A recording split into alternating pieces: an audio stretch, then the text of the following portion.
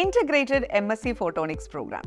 മലയാളികൾ ഈ കോഴ്സ് സുപരിചിതമായിരിക്കുന്നത് നമ്മുടെ കുസാറ്റിൽ ഇതുള്ളത് കൊണ്ടാണ്. കുസാറ്റിൽ CAT എന്ന് പറയുന്ന എൻട്രൻസ് പരീക്ഷ എഴുതി 12ാം ക്ലാസ്സിന് ശേഷം നമുക്ക് ഡയറക്റ്റായിട്ട് MSc ലെവൽ വരെ പഠിക്കാൻ പറ്റുന്ന രീതിയിൽ ജോയിൻ ചെയ്യാവുന്ന ഒരു പ്രോഗ്രാമാണ് ഈ integrated MSc programme in photonics.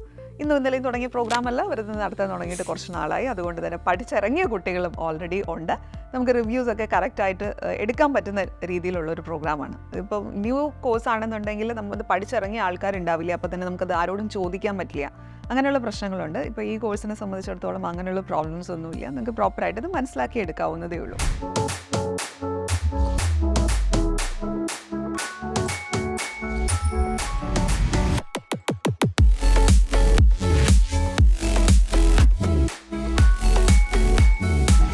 ഇന്നതൊരു video ആയിട്ട് ഞാൻ ചെയ്യണം എന്ന് വിചാരിച്ചതിന് പിന്നിലെ കാര്യം, ഒരുപാട് ആളുകൾ എപ്പോഴും നമ്മളോട് ചോദിക്കുന്ന ചോദ്യമാണ്, കുറച്ച് വിചിത്രമായ പേരുകളുള്ള കോഴ്സുകൾ എക്സ്പ്ലെയിൻ ചെയ്ത് തരാമോ എന്നുള്ളത്.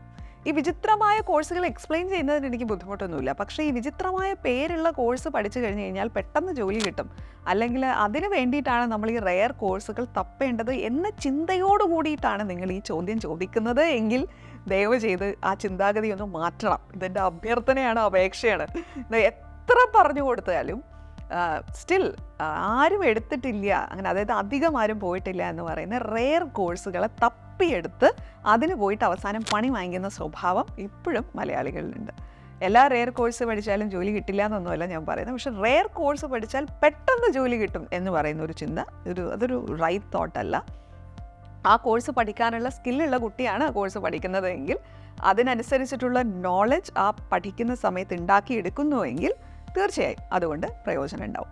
എന്തായാലും MSc ഫോട്ടോണിക്സ് ഞാൻ എക്സ്പ്ലെയിൻ ചെയ്തു തരാം. കുസാറ്റിലെ പ്രോഗ്രാമാണെന്ന് ഞാൻ പറഞ്ഞു. CAT എന്ന് പറയുന്ന എൻട്രൻസ് എക്സാം 12th കഴിഞ്ഞ് എഴുതിയാൽ നിങ്ങൾക്ക് ഈ കോഴ്സിലേക്ക് അഡ്മിഷൻ ലഭിക്കുന്നതാണ്.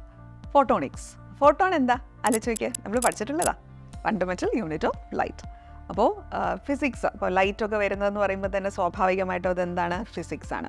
ഫിസിക്സ് നിങ്ങൾക്ക് നല്ല ഇഷ്ടമാണോ? പ്രത്യേകിച്ച് ഫിസിക്സിൽ നമ്മൾ 11th and 12th ഒക്കെ പഠിച്ചപ്പോൾ ലൈറ്റിൻ്റെയൊക്കെ ചാപ്റ്റേഴ്സൊക്കെ ഉണ്ടായിരുന്നില്ലേ, അതൊക്കെ ഭയങ്കര ഇൻട്രസ്റ്റിംഗ് ആയിട്ട് നിങ്ങൾ പഠിച്ചിരുന്നോ? അങ്ങനെ പഠിച്ചിരുന്നുവെങ്കിൽ നിങ്ങൾ ഫോട്ടോണിക്സ് എൻജോയ് ചെയ്ത് പഠിക്കാൻ സാധ്യതയുണ്ട്. അപ്പോൾ ഇതിൻ്റെ ആപ്ലിക്കേഷൻ വരുന്ന പലതരത്തിലുള്ള മേഖലകളുണ്ട്. അപ്പോൾ ആ മേഖലകളെക്കുറിച്ചാണ്, അല്ലെങ്കിൽ ആ മേഖലയാണ് നമ്മുടെ കരിയർ സാധ്യതകളായിട്ട് മാറുക. അപ്പോൾ ഈ ലൈറ്റിൻ്റെയൊക്കെ ആപ്ലിക്കേഷൻ ഏറ്റവും ന്യൂ ജനറേഷൻ കാര്യങ്ങളിൽ അപ്ലൈ ചെയ്ത് അതിനെ കൺട്രോൾ ചെയ്യാനും അതിനെ മാനിപ്പുലേറ്റ് ചെയ്യാനും നമുക്ക് സാധിക്കുകയാണ് എങ്കിൽ ഒരുപാട് ഡൊമൈനുകളിൽ നമുക്കിത് അപ്ലൈ ചെയ്യാൻ സാധിക്കും. അപ്പോൾ അത്തരം ഡൊമൈനുകൾ ഇപ്പം ലേസർ സർജറി വരുന്ന ഇതിൽ, പിന്നെ അല്ലെങ്കിൽ ഈ സ്പെക്ട്രോസ്കോപ്പി പോലുള്ള കാര്യങ്ങൾ, അപ്പോൾ അങ്ങനെയുള്ള മൾട്ടിപ്പിൾ ഏരിയാസ് ഉണ്ട്. അവിടെയൊക്കെ നമുക്ക് ഈ കാര്യം അപ്ലൈ ചെയ്യാൻ സാധിക്കുന്നതാണ്. അപ്പോൾ ഇതിനെക്കുറിച്ച് കൂടുതൽ പഠിക്കണം എന്നാഗ്രഹിക്കുന്ന കുട്ടികളാണ് ഫോട്ടോണിക്സ് പോലുള്ള കോഴ്സ് എടുക്കേണ്ടത്. ഇനി MSc ഫോട്ടോണിക്സ് മാത്രം പഠിച്ചു കഴിഞ്ഞാൽ ജോലി കിട്ടുമോ എന്ന് ചോദിച്ചു കഴിഞ്ഞാൽ ഞാൻ പറയും, it is always better if you do your PhD also.